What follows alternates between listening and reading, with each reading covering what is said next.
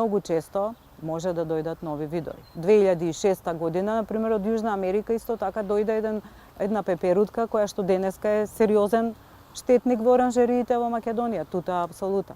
Потоа од Кина дојде стеницата Халиоморфа халис, која што, да кажам, пред 2 години беше причина да го забранат нашиот извоз на храна во Руската Федерација.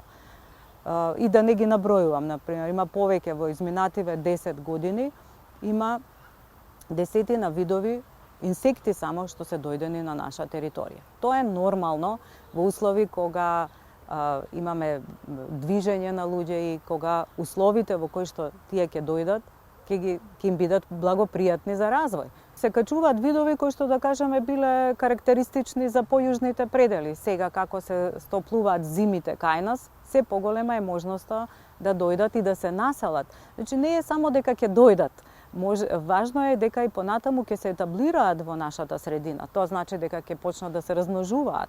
Може да дојдат видови, многу често се случува да се донесат со разни земјоделски производи, но ако не најдат погодни услови за живот, нели, ќе угине таа популација и толку.